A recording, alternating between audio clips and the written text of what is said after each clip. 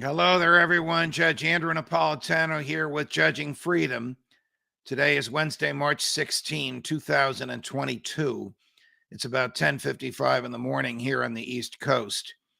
We learned this morning that the federal government has decided to engage in plea bargaining with the people who perpetrated 9/11. The four of them are in Guantanamo Bay, and they have been there for the past 16 or 17 years. The leader is Khalid Sheikh Mohammed, that infamous picture of him with the long flowing beard and the innocent looking, smiling face. It's kind of a head scratcher as to why the government would do this, except I can tell you that these people were charged more than 10 years ago, and they are nowhere near ready for trial. Those of us who argued against the concept of Guantanamo Bay, some sort of extraterritorial landmass where the government claimed the Constitution didn't apply, those of us who argued against this have been proven right. I mean, if he had been indicted by a federal court in Lower Manhattan or Shanksville, Pennsylvania, or Washington, D.C., where the attacks took place, the speedy trial provisions of the Constitution would have applied, and he would have been tried, presumably convicted, and probably executed by now. It took the Supreme Court many years and 5 Supreme Court cases, all of which the Bush administration lost. They won one case, a 6th case, but that had to do with the location in the United States of the trial of an American terrorist by the name of Jose Padilla. But the 5 that the Bush administration lost, I think you've heard me talk about this before. The drawback from them, or the lesson from them, is that wherever the government goes, the Constitution goes with it, except for a speedy trial. But the government didn't think of things like the military rotates through prosecutors and judges all the time. There's nobody in the cases now that was there when they started.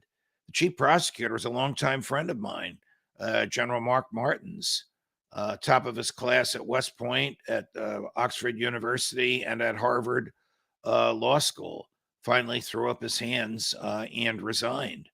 Some of the prosecutors are civilian. None of the judges are civilian. But none of the human beings that were there when this case began are there now, except for the defendants and their lawyers. It's become a constitutional mess. So the government has thrown up its hands and says, you agree to, I don't know what to negotiate. It's either life in prison without parole or execution. So I guess the government is saying to Khalid Sheikh Mohammed and his lawyers, if you agree to life in prison, and we'd have to agree where that's going to be, it could only be Florence, Colorado, or Guantanamo Bay, although President Biden has said he wants to shut it down. If you agree to that, we'll drop the prosecution, drop our request for the death penalty. Well, suppose he says no. Then there's going to be this trial at which he gets to give his version as to why he did what he did. So I don't know where this is going to go. It is a head scratcher that in a case where the amount of evidence is so overwhelming, the government wants to give up the ghost on its principal weapon, which is the death penalty.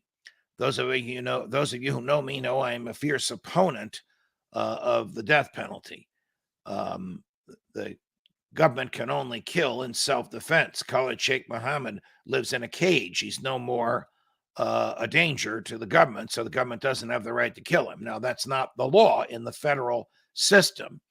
In the federal system, if you engage in an act of terrorism that kills one or more persons, in this case, he killed 3,000, if he's the person, and the evidence seems to indicate that he is, then you qualify for the death penalty.